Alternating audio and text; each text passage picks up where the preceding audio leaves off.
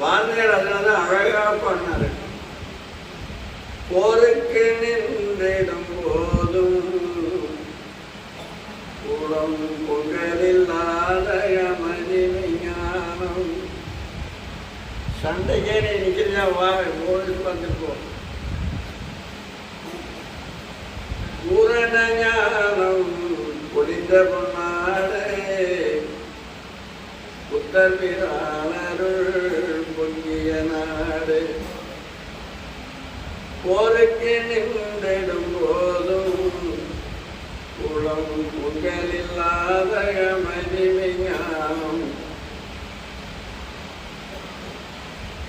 அதுபோல கோரிக்கை வந்தாலும் அதை பற்றி அவர் கவலைப்பட மாட்டாங்க. ஏன்னா இல்லாமல் இறைவன் அவர்களுக்குள்ள இருக்கிறதுனால யார் தீமை செஞ்சாங்க யார் நன்மை செஞ்சாங்கன்னு அவருக்கு தெரியாது. அதை பற்றி கவலைப்பட மாட்டாங்க. இந்த திருநெல்வேலியிலேருந்து ஒரு அரசன்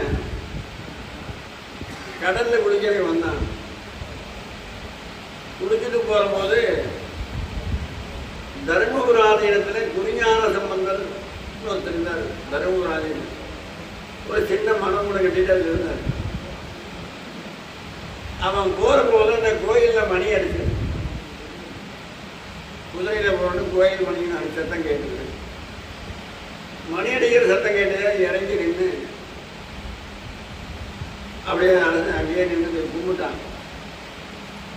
மந்திரி ரொம்ப விவரமான கூட வந்த மந்திரி அரசு நீங்க அரசர்.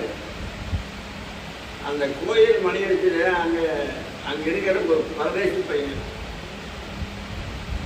அவனோட சாமியார், அவனோட ஆண்டி அந்த கோயிலை போட்டு பண்ணுறாங்க. நீங்கள் இறை கும்பிடலாமா? உங்களுக்கு கேவலமாச்சு. அதுக்கு என்ன செய்யலாம்னா, என்ன செய்யறாங்க? இந்த மரத்தை தரமட்டமாக்க வேண்டியது என்ன?